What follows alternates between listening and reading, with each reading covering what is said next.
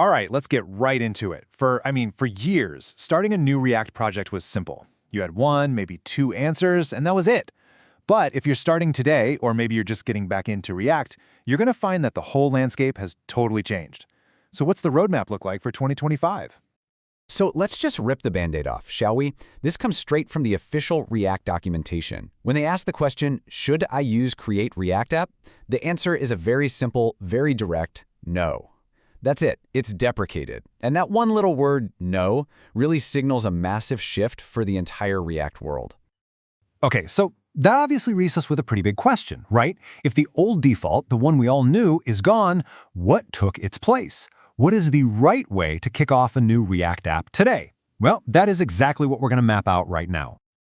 The first and honestly the most important path on our roadmap is what we're going to call the main road. This is the officially recommended way to go for almost every new project, and it's all about one thing: embracing frameworks. And the guidance here could not be clearer. If you are building a new application, a new website, you name it, the React team is strongly recommending that you don't just start with the React library by itself. You start with a full-blown React framework. And that's a totally fair question, isn't it? React has always been just a library for building UIs. So why this sudden, huge push toward frameworks? What's going on in web development that's so complicated that a framework is now the default answer? And this right here, this is the core of it. Modern web apps have to do so much more than just render some stuff on a screen. You need to handle routing between pages, you need smart ways to fetch your data, you need to do code splitting so your app loads in a flash, and you've got to worry about performance stuff like server-side rendering. These are all huge jobs on their own, and frameworks are built to just handle it for you, right out of the box. Now what's great here is how this lays out the top choices based on what you're actually trying to build.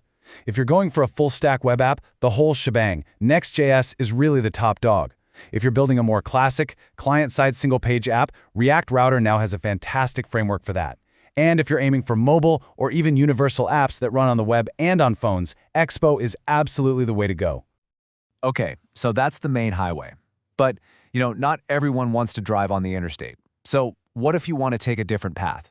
Let's talk about the scenic route, building your project completely from the ground up. Now, this path comes with a big flashing warning sign. You really should only go this route if you have some seriously unique project needs that a framework just can't handle, or if your actual goal is to build your own framework, or, and this is a big one, if you're just doing it to learn the deep internals of how React really works. And this comparison really nails the trade-off, doesn't it?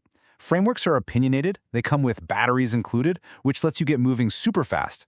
Building from scratch, on the other hand, gives you total absolute control, but it means you're on the hook for building everything, and you'd better have some serious expertise.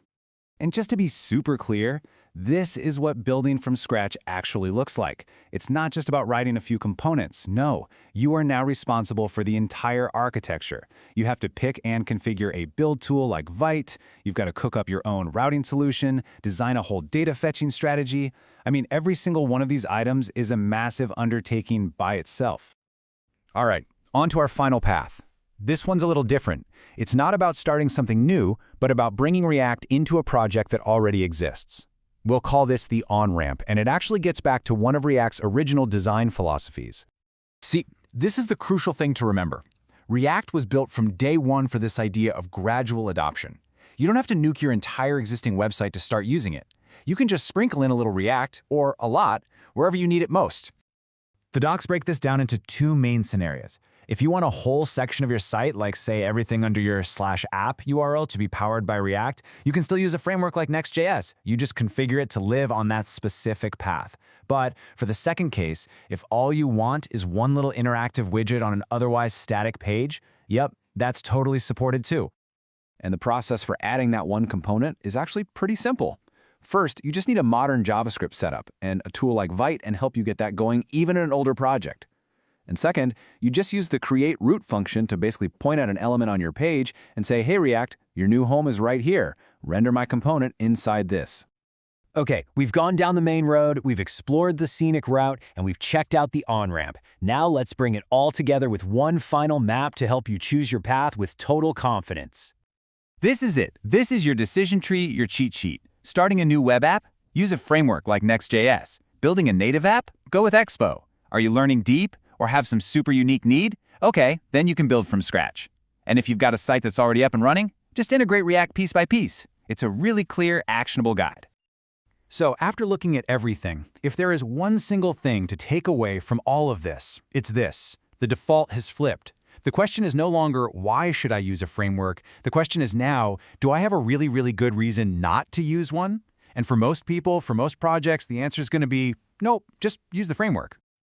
And you know, that leaves us with a pretty interesting question to think about. With frameworks becoming the standard way in, the very definition of what it means to be a React developer is starting to change.